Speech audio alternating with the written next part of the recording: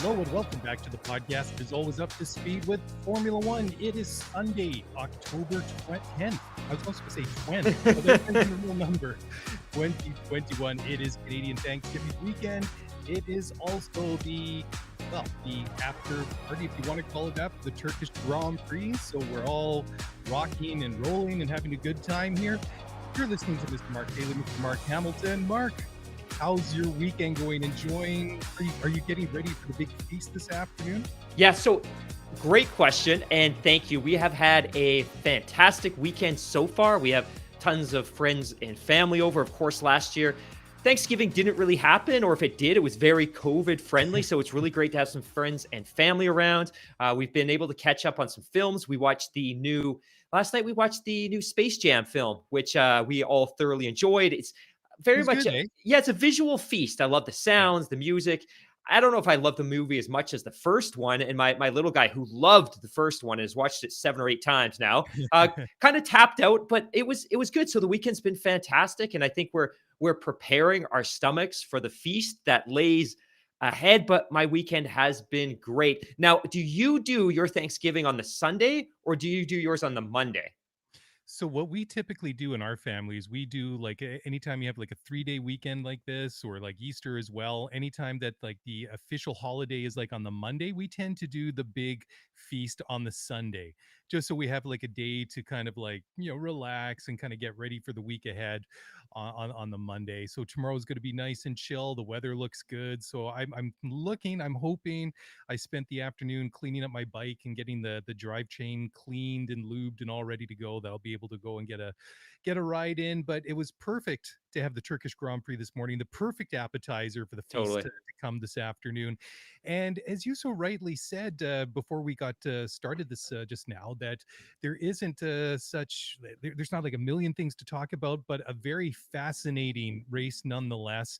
And for 2 years in a row, we had a very slippery and wet and slick track at Istanbul. Not as bad as last year, but it was very much a 180 flip for Valtteri Bottas. Last year, he just couldn't keep it on the track.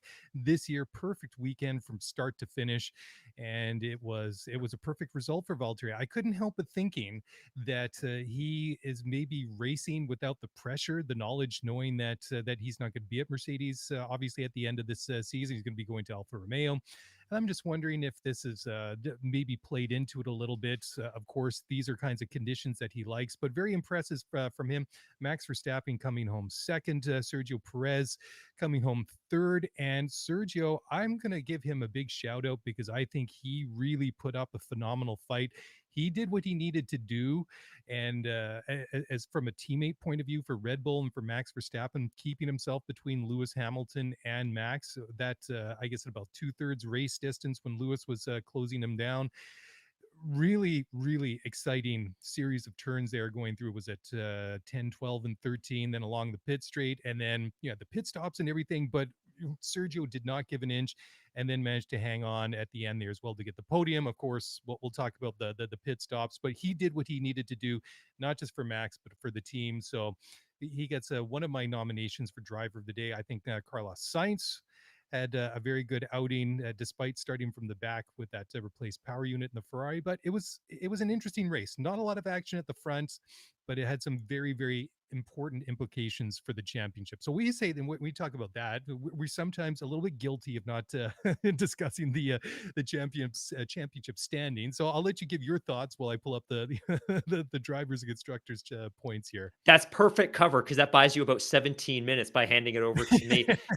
My thought after this race is it's kind of multi-pronged. The first thing is that I kind of feel like both Red Bull and Mercedes had a good weekend. And bear with me here. It's the first podium that Sergio Perez has scored since June, which is an eternity. We're talking 3.5, almost 4 months. So I'm sure for him, that takes an immense amount of pressure off going into the final 6 races of the season. I think Max was in a position where he started second on the grid and he finished second in the race. And I think that's ultimately a good result. And that said, I was very confident based on some of the things we've seen from Valtteri Bottas over the past 3 or 4 years that he probably wasn't going to be able to hold Max off after the first couple of corners. But not only did he do so, he ultimately put in what is absolutely his best performance of the season. And as Yep. much as you wanted to give some love to Sergio for a great result, I kind of want to lean back and reflect on Valtteri's performance over the course of the last couple of months, because really, with the exception of Hungary and Belgium, and that Belgium result really doesn't count because it should never have been classified. You look at his results since the Styrian Grand Prix: podium third, second place at the Austrian Grand Prix, third place at Silverstone, retirement at Hungary, which obviously we've litigated forever. He finishes on the podium at Zandvoort. He finishes on the podium at Italy. He finishes fifth in Russia, where he's had some success in the past. And then he scores a race win here. He has 9 podiums now in 16 race classifications this year, which is a really strong result when you consider Monaco was stolen from him because obviously there was the issue with the pneumatic gun in the pit. And Mhm. ultimately, he was taken out by George Russell in Imola. So it feels like Valtteri is putting together an exceptionally strong campaign. And ultimately, if Mercedes win the Constructors' Championship, he deserves all the flowers in the world for making that happen. Because if you index his performances against Sergio, clearly he's been the better driver this year. But ultimately, I'm not upset with the performance of either team this weekend. And we're absolutely going to get into and talk about the entire situation around strategy team by team. But ultimately, I thought this was a good result for both teams this weekend. And maybe having said that, you can kind of tee up the classification and we can look at the current standings. Well, I'll do the kind of the current standings because I got those ready. Of course, the big question here was everybody, of course, with only half a dozen races to go, is Max and Lewis. The championship was it was dead tight. It was only 2 points separating the two coming into this race. So Max finishing second, Lewis finishing fifth today. Max now 263 points because remember on this show we round up to the nearest whole number or down, but well we're not rounding down from point 0.5, we're rounding up. 263, Lewis 257. So there's a bit of a gap between them now. Valtteri 177. So he's kind of picked up, reflective of the season that he's had. Lando Norris for McLaren 145, and Sergio Perez. See, this is where the big gap is, especially in the constructors. Sergio, after 17 races, only 135 points. Now, if you look at the constructors, this is where it gets interesting because there's a significant amount of daylight now between Mercedes and Red Bull. And again, rounding up to the nearest whole point because we don't do half points on the show. 434 for Mercedes, 398 for Red Bull. I mean, there are plenty of points left on offer here over the next half dozen races before we get to Yas at the end of the season. But still, Red Bull, they're going to need more races like this. And it's come to the point now that Mercedes is going to have to give away some points and Red Bull's going to have to pick them up. And now, historically, Mercedes does not give up many points at all from both cars. Both drivers, regardless who's been in that team, have always brought home a ton of points. So Red Bull, I would have to say, are probably feeling the heat, feeling the pressure that this constructors might be starting to get away from them a little bit. The indications have been there for a while. This should not be really news to anybody that's been watching this championship closely over the past several months. McLaren and Ferrari, still a really, really good battle going on.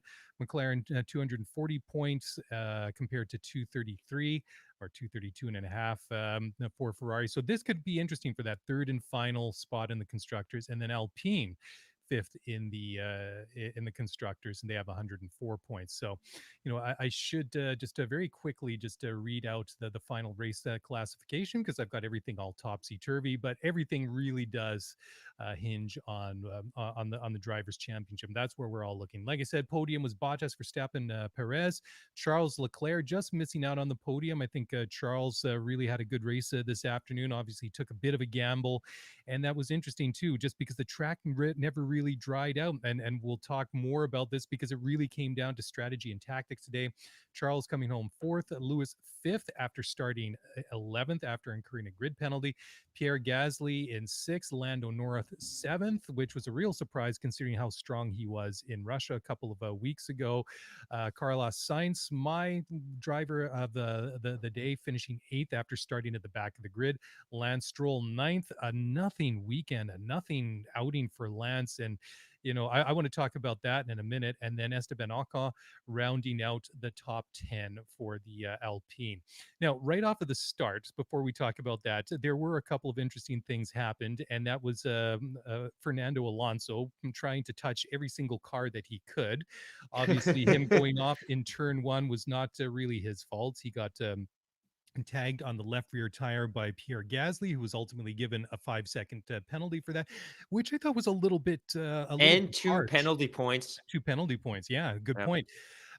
Which I thought was a little bit harsh because he was sandwiched a little bit. I thought he, at least from, I haven't gone back and watched the replay 5 or 6 times, but at least the replay I saw, thought he tried to, give him as much room as he could. But ultimately, I guess the stewards thought otherwise. And then Fernando later on in the lap, hitting Mick Schumacher and then forcing him off of the track, he gets a 5-second penalty. And Fernando never really recovered. I mean, I think he dropped down to 18th or 19th. He only recovered to 16th after all that. So I don't know if he had any damage on the car, but that was surprising. And I was really wondering whether that was going to set the tone for the day. We did see a couple other incidents of drivers coming very close. So the only other one that we saw that was really sort of a significant. Well, I mean there was quite a few, but there wasn't as much crashing and banging as I thought there was going to be. And that was the only two incidents that actually warranted a penalty, which was interesting from my point of view.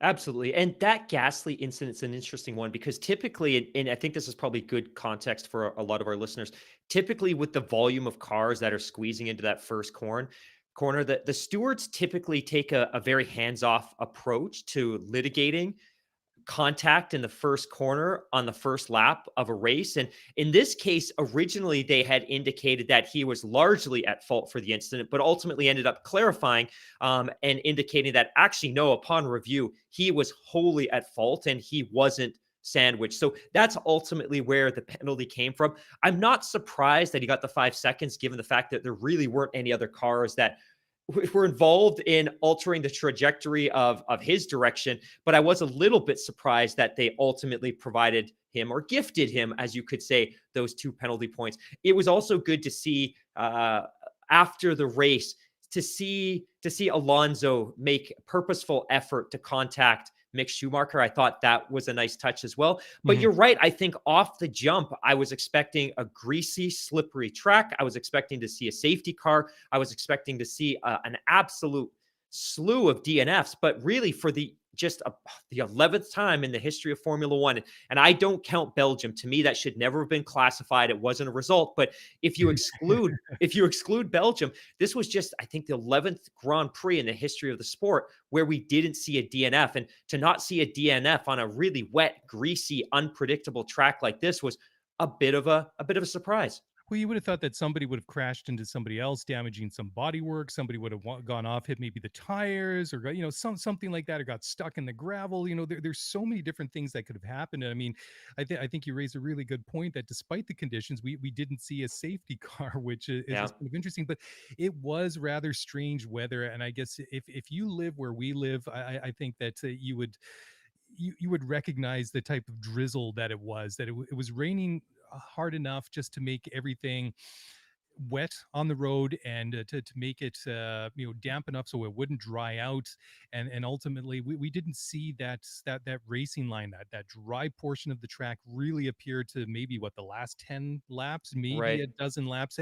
And that's usually very unusual because that is very unusual because usually when we see a race start like that, where it's not a torrential downpour like Belgium, that race that wasn't a race, and why we always say we don't do half points on the show, even though I'm being put on blast blast in the live chat for saying that I remind people of that. So I'm going to remind them once more that I think half points are stupid. But anyways, that's a different thing. But joking aside, usually when we don't have a torrential downpour, once they get out there on the inters, you usually start to see the racing line dry up after about 10, 15 laps or so.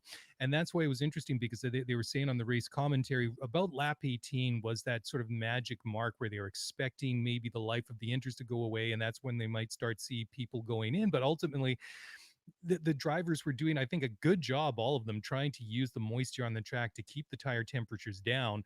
And it was interesting too, because Danny Ricciardo was that one real benchmark when he came in, because he was really struggling in that first half of the race. And I guess the big question was, when he went into the pits, was he going to go onto slicks? Because even watching on television, it just didn't look like that was going to be the right thing. But the radio communication between Danny Rick and the pits was, can you go faster on a new set of inters? He said definitely. He went in, and it was interesting how they go through this graining phase. They go into the pit, they come out from their pit stops, and then they get the tires would start to degrade, and then they would start to struggle, and then they come back. And ultimately, you saw as the further that Ricardo went on those tires, the better that he actually started to do. But I was surprised how long the front runners raced, or how long that they went. And it was very fascinating, because I was initially very impressed to see how quickly Lewis was carving his way through the field. But I got to give a big shout out to Yuki Tsunoda, who kept Lewis behind him for what, 7, 8 laps, which was basically the highlight of his race. So I don't know if he was kind of.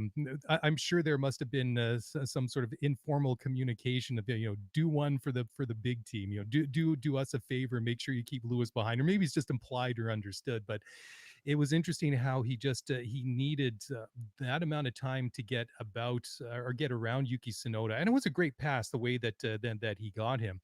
And that's why I was going to say afterwards that I was very disappointed with Lance Stroll on the weekend that he had, because I mean, the only time I really saw Lance in the entire race, and we're homers when it comes to the Canadian guys on the show, obviously, was when Lewis passed him, and how it was a non-event. And then you just knew that for Lewis, the further he got up in the field, the harder it was going to be. And especially when he got past the Alpha Tauris, and then getting up to the Red Bull and the Ferrari and everything. So I think that Lewis probably feels like a podium got away from him. But let's talk about the strategy now, because that is where it all hinged. And I think that's the way that Red Bull timed it and got their pit stop and brought both of their cars in was fascinating, because Checo held up Lewis, and then eventually he got around, right? And then Max came in. He had an exceptionally good pit stop of 2.1 seconds, I think it was. I think that even the cameraman in the pits was giving a fist pump after that. How impressive it was. And then Checo comes in afterwards, and then they kind of put Mercedes. They put Lewis into this bit of this no man's land. It's like, what do we do now? Lewis obviously wanted to stay out. He probably could have done, and then ultimately they pulled him in at the end.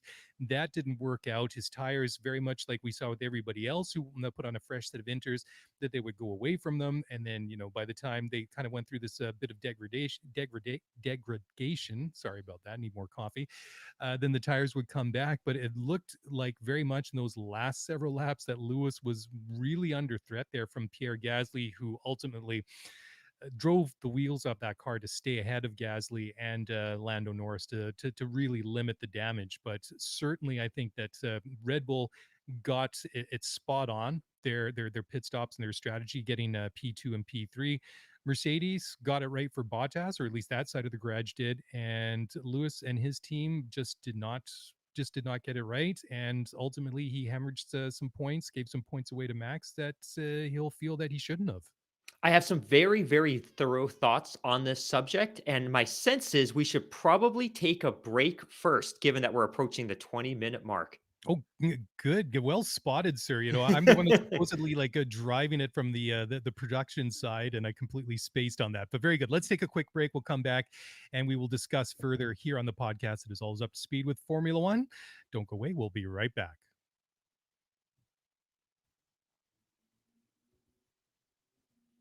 Okay, welcome back. You're listening to Mark Daly and Mark Hamilton breaking down the 2021 Turkish Grand Prix.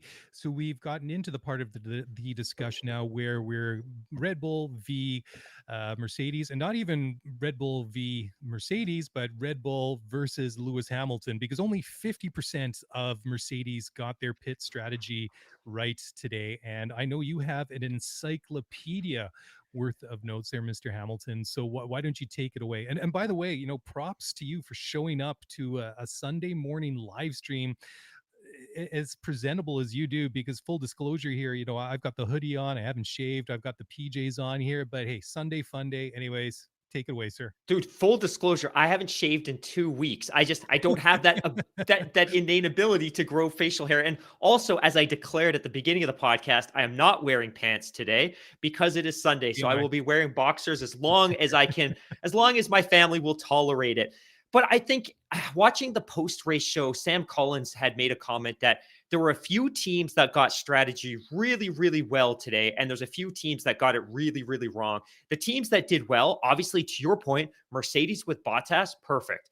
Red Bull with Sergio, perfect. Red Bull with Max, perfect. Maybe it felt like they went a little bit wrong, but for the reason I'm going to explain in a couple of moments, it ultimately worked out perfectly. Teams that were really off the mark when it came to strategy included, and you spoke to this a few minutes ago, McLaren with Daniel Ricciardo. Now, at least the good news is in terms of managing the chemistry and the culture of that team was it was an agreeable decision. It was a collaborative decision that Daniel Ricciardo was in on that decision, but ultimately coming in that early wasn't a good play because by the end of the race, based on the aero setup of that car and because of Daniel's driving style, those tires had dropped off of a cliff and he was struggling badly by the end of the race.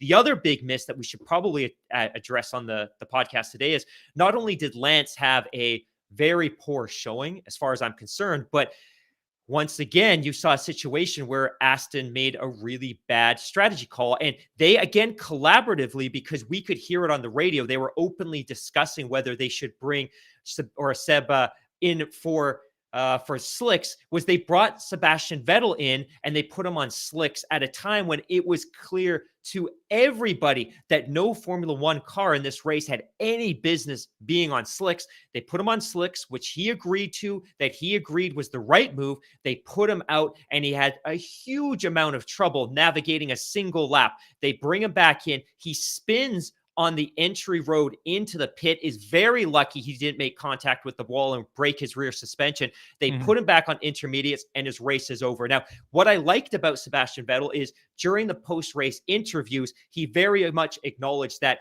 it was a we decision. It was a we decision. It was a we decision. We threw away our race based on that decision. Now, there's been times in the past where a team will take this risk and they'll put a track or car out on slicks only to see the track dry up. And because you're the first one out there, you don't have to subsequently pit again, and it puts you in a really good position. We've seen actually Lance benefit from such strategy calls in the past, but in this case, it was the wrong call. Ocon, this was really curious for really maybe the first time in the hybrid era, at least the first time since 2016, we saw a driver stay out with the same tire for the entire lap or for the entire race, which was really cool to see. But, and this kind of ties into the Lewis comments, which we'll get to in a couple of minutes. During the post-race interviews, Ocon acknowledged that, hey, you know what? We managed to stay out with that one set of tires for the entire race. We managed to finish in the points barely. They finished 10th, but he was very clear that had they stayed out for a single additional lap, he was expecting a tire failure. He was very, very clear that it was lucky they were fortunate. And part of this could be dramatic, speaking to reporters and trying to build up the suspense of what had happened. But he'd indicated that, yeah, he expected that if they had stayed out for a single additional lap based on his feel of those tires, that they were probably going to suffer a tire failure. So they may have been a little bit lucky. Now, the other one, and this is, I think, what we really want to get into, and this is going to be the meat of the show, is the Lewis Hamilton tire decision. And we get criticized constantly. Even though you're a Red Bull fan, we get criticized constantly for being Lewis Hamilton homers and being Mercedes homers. And I'm going to be very, very clear on this one that I did not like what I saw and heard out of Lewis today. I am all for drivers expressing dissatisfaction and just expressing frustration. I like to see that. I like to see that they care. And I'd like to see more of this out of drivers like Lance Stroll. But I didn't love what I saw out of Lewis today. And I Mhm. think ultimately, if he had pitted when he was first asked to pit, they probably would have been in a much better position. And this goes back to the fact, and I leaned into a tire expert that spends a lot of time chatting with us via the Twitter DM, and he'd articulated very much like you did a couple minutes ago that in these kind of wet, greasy conditions, these intermediate tires have a very interesting journey in their lifespan, which is you go out, they're fresh out of the tire blankets, they're scorching hot, although not overheating, they're scorching hot, and you put in one really great lap, which is what happened with Lewis when he did eventually go in.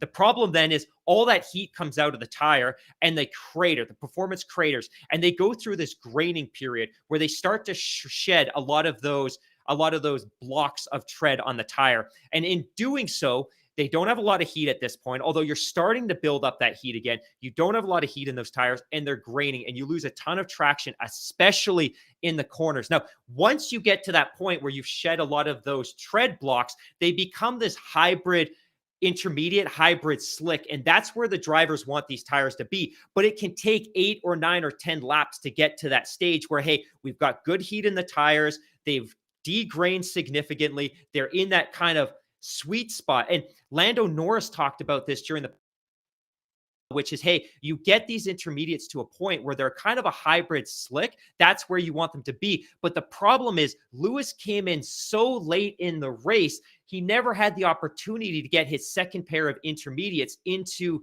that sweet spot. And the other thing, and I cannot wait to hear your thoughts on this, but the other thing that I really didn't like was, I get it during the race, you hear some really raw audio from the drivers, but Mhm. after the race, he was interviewed and he said the following: I should have stayed out. My gut feeling was to stay out. I should have stayed out. I'm frustrated at myself for not following my gut.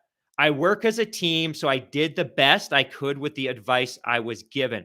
And then the follow up question to this was, hey, what do you think of Valtteri's performance today? Knowing as well, and to put this into perspective, it's not just that Valtteri scored a win, it's just that Valtteri kept Max off the podium. And had Max scored a win, well, he didn't keep off the podium, he kept them off the top step of the podium. But had he not won the race himself, Max would have won the race and picked up an additional 7 points. So the lead would be 13 points instead of 6 points. So when he was asked about Bottas, very quietly, sheepishly looking away from the cameras, he said, and I quote, "Good job. Great job." Hmm. Yeah, that's not really the greatest sportsmanship. I mean, Bottas did a great job there for Mercedes today. I mean, like you say, I mean, he did Lewis a big assist by keeping Max in second place. I mean, Max just did not have the pace to keep up with Bottas all day long. So I mean, he keeps so Max takes home 18 points instead of 25. So there's 7 points that he took out of Max's pocket that directly benefits his teammates. But also this thing, you either win as a team or you lose as a team, right? And I kind of hate this sort of thing that it's just like I don't like to hear things like that because it is a team sport. Yeah, okay, fine. You felt like you should have stayed out, but you didn't. I mean, ultimately, you guys made that decision to go in. I mean, just deal with it, accept it. That it is what it is. It didn't work out too bad. I mean, you still have six races to do something about it. But what I thought was very interesting about his tires, though, was that when you saw how angry and how worn some of the other tires were that were coming off some of these other cars, they were very, very worn. They weren't only just bald, but they were very, very worn. And that's why I think it was very interesting that you brought up the point about these sort of hybrid intermediate slash slick tires, because Lewis's tires, and of course, I only got a really, really brief look at it in the pit stop like everybody else, but most of the tread blocks were worn off of them, but they looked very, very slick, right? They didn't look like they were really chewed out. They didn't look like they were really blistering. They didn't like, weren't Exactly. in the same That's true. situation that you're talking about as Esteban Ocon, who admitted that, had he gone another lap, that he was looking at an imminent tire failure. So, I mean, it is one thing to say that you should have stayed out, but the other thing is that the team also has the benefit of looking at the telemetry, looking at the information, and knowing exactly where those tires are. Of course, he's got the benefit of being in the car and feeling the car underneath him, feeling how those tires are performing. So you got to kind of weigh one against the other. Ultimately, it didn't work out. I mean, yeah, he's obviously upset because he probably feels like a podium at least got away from him. But at the end, you know, he did stay out a couple laps longer because they told him to box. He said he was going to stay out another lap. Probably was another 2 laps, and they said, you got to come in right now, or else, this window that we have to Gasly, it just isn't going to be there. And he really only hung on to that spot by the skin of his teeth, and who knows how burned out those tires were, because I think that he was just driving the wheels off of that Mercedes those last couple of laps, when that tire performance started to go away from him, just to keep ahead of Gasly, because if Gasly didn't get him, then Lando was right there. I mean, there was he had two guys that were in a position to make a move on him if he was struggling anymore, to possibly gobble up that spot. So I mean, he got fifth, could have been sixth, could have been second, seventh. But I mean, on the flip side, could have been anywhere as high as third. So it's Well, a very strange afternoon for Lewis and where he ended up. Right? let me ask you a question. If Sure. you're on the pit wall at Mhm. that race, given the closing stages and given the fact that you should probably have some understanding of how these tires wear, do you keep Lewis out? Did they No, make the right I decision? would. Did they not make the right decision? I think that Red Bull forced them into reacting, because they brought in Max, they brought in Sergio right away. If I was a Mercedes and I was Lewis Hamilton, I would have brought him in the very next lap, knowing that he'd come through 11th. He put a lot of, even though the tires look pretty good. I mean, they put a lot of action and energy through those tires to that point in the race, and I'm thinking, okay, maybe I'm not on for a win today, maybe I'm not on for a P2, but I want to stay as close as possible to Max Verstappen in the championship. And because remember, I mean, he only had a 2 point lead going into this race. If I'm them, I may be sacrificing the perfect result today with the medium to long term goal of a vision looking down the road to where am I going to be at Yas Marina in about 2 months from now, right? So I'm thinking, okay, today might not be the result that we really want, which is going to be a win. We're not going to put a ton of daylight between ourselves and Max and open up a gap in the championship. I think you kind of have to look at it as damage mitigation. And I would have just I would have gone in right after Max, try and come out ahead of Sergio, and maybe give up that position, but just limit the amount of points that I'm going to lose to Max. That's what I would Yeah, have done. Yeah, I agree completely. I also don't necessarily criticize Mercedes for bringing Hamilton in when they did at the end. Yeah. I agree. I think ideally, in hindsight, they absolutely should have done exactly what you described, which was bringing him in much later. I think the risk is that even though his tires didn't look terrible, and I think from the brief glimpses that you and I both saw during the broadcast and during the post race shows, they weren't showing a ton of blistering, that you weren't starting to see the carcass show through the compound.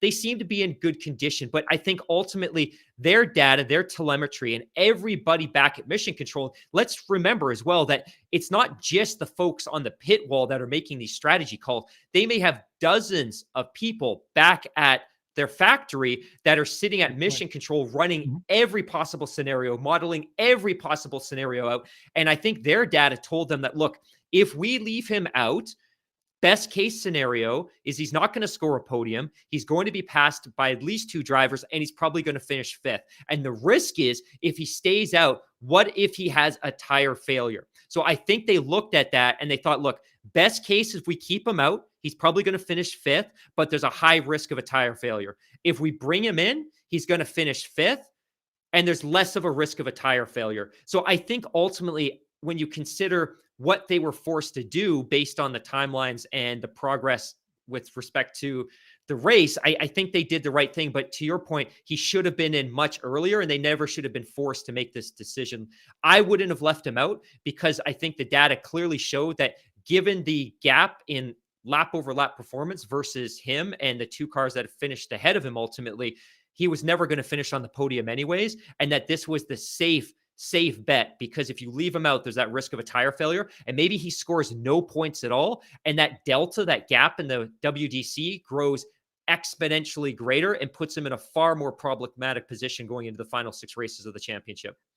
I just want to leave one thought here before we take one final break and then start to close it down. Is that I think that Formula One is such a fascinating sport. But 2 weeks ago we were talking about almost this exact same situation, but with McLaren and Lando, just to how long it took for them to reach a decision. I mean, of course, they were dealing with the torrential downpour in those last couple of laps. They weren't feeding enough information to the driver. The driver saying, "No, no, I can stay out," and it was a very, very similar situation. And I think that very much like 2 weeks ago in Russia, where somebody on the pit wall, be it Seidel, be it whoever, so should have said, Lando, you're coming in right now. This is what we need to do, but they didn't, and of course they paid the price for it. And I think today that just the way that that Red Bull and props to them for forcing Mercedes and specifically Lewis and his engineers to be in that position to react to them to the double stop from Sergio and Max Verstappen, because I mean it was a bit of a risky move the way that they did it. But I mean, like you said earlier, it ultimately worked out for them, and then it put them in that weird situation. But very much like McLaren 2 weeks ago, somebody needed to make a call. Either Lewis needed to make that call to either stay out or come in, or they needed to make that call in the pits and say, "No, Lewis, this is what we have based on the data. You need to come in right now."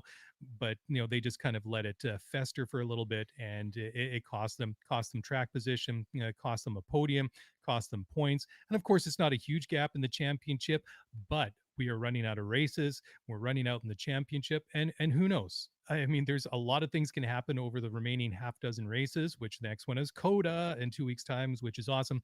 Anyways, we'll be back in just a moment to close it down, give some final thoughts. So don't go away. We'll be right back.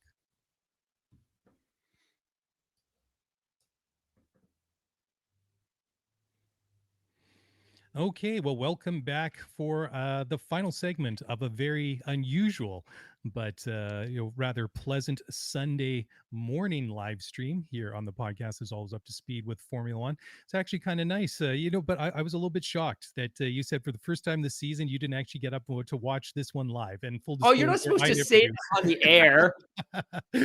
I'm horrible, aren't I? But I never watch it live unless it's in our time zone or some of the races in the Far East or in Australia that seem to work out quite well. I mean I'm terrible. I'm very lazy, so I have a lot of respect for the effort that you put in to get up and watch them live. So um yeah, any final thoughts, Mark, on this one? I mean, like we said, there wasn't a lot of action at the front there with between Bottas and Max. Bottas, very solid weekend. I think he can go home with his head held high. Max, I think, obviously will take the second place and the points that he got there. And Checo, like I said, I thought he had a good race. He defended and did what he needed to do for his teammate and for the team when required. And ultimately, I think if you're Valtteri Bottas, Max Verstappen, and Red Bull, I think they're very happy. And Lewis Hamilton and his side of the garage are going to have a sit down and a good long chat and regroup and get this thing right for the last 6 races of the season. Yeah, and kind of like I said when we kicked off the podcast, to me, there might be a little bit of negativity and strain on the Mercedes side because obviously Lewis wasn't happy that he was brought in, but I ultimately think this weekend was a good result for both teams. And just as Max was in a position of damage mitigation last week, Lewis was in the same situation this week. And obviously, he didn't have the same type of penalty as Max, and he wasn't able to recover as much ground as Max did. And the reason his penalty obviously wasn't as severe is because he only changed his internal combustion engine as opposed to all of the hybrid power unit Mhm. componentry that typically gets kind of classified as that power unit. But to me, I still think it was a good weekend for Red Bull. To score a double podium was fantastic. And like I said, the first podium for Sergio since June. I think it was a fantastic weekend for Mercedes in the sense that Lewis was able to complete a race. He went from 11th to 5th. He scored some points. And Valtteri scored a race win, his first of the season, and it continues to put together what's becoming an increasingly solid,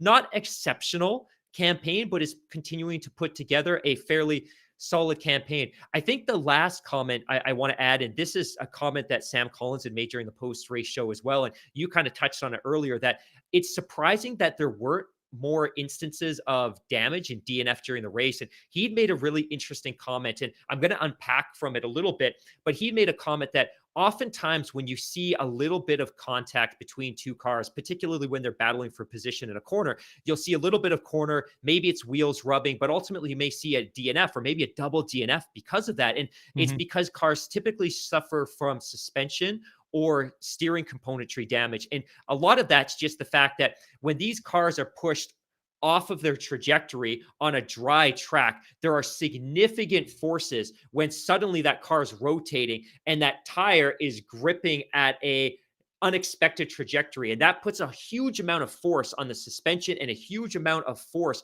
on the steering componentry, and oftentimes that causes damage. So sometimes when you see a little bit of contact on a dry track, you might expect to see more frequency of suspension damage, which would lead to a DNF because they're not going to be able to repair that. His point here was typically when the wet track is really wet and greasy like this, if there's contact, because there's less friction between the tire and the ground below, the cars just spin and there's less force on the suspension. So I thought that was an interesting point because early in the race, when we saw that contact between Gasly and Alonso, you might expect during a dry race that Alonso would retire because of suspension damage, because of the forces that were applied to the suspension. So I just thought that was worth sharing. Other than my thoughts on the race, and there's a ton of other things that we could talk about, your earlier point, kudos to Sainz. He put in a terrific finish to finish in the points, to finish P8. We could probably spend a little bit of time unpacking the disappointing finish, I think, for McLaren. Of course, they were on top of the world 2, 3 Grand Prix ago when we were in Monza, but I think maybe we can save that for the Thursday show. And then just a couple of news stories that kind of filtered in over the course of the last couple of days. It doesn't look like we're going to China in 2022, which will open an opportunity for a couple of races. Maybe we see Imola on the calendar in lieu of China next year. In the spirit of talking about mental health, given the fact that it's World Mental Health Day, and we talked about this last Thursday, Toto Wolff is quoted that the F1 rules, and this is by Autosport, F1 rules should be changed to ensure staff rotation to ease calendar pressure as we go into the world of 23, 24, and 25 race calendars. That is fantastic to hear. That's the right approach. Yep. Whereby motorsport.com is quoting Tost as saying, F1 staff unhappy with a 23 race calendar should, quote unquote, should go. So a slightly different Ooh. approach there. Well, I think that, if that's his opinion, then I think that comment should be flipped around. If that's the mentality he's going to have as a team principal, that's not how you treat your people. And, that is actually a pretty BS and a pretty stupid comment I by totally agree. Francois. That's, I have no respect for that. And that has no place in, in modern society. I mean, mental health is as important as anything else. I just wanted to add on to one thing you were just talking about there, just before you just added on a couple of those other points. I thought it was kind of cool some of the telemetry that they added on for the race today, especially for some of these cars that had the cameras sort of on the front nose, just to the left side of the front wing, and how they had the some of the telemetry sort of superimposed in front of the car on the track itself.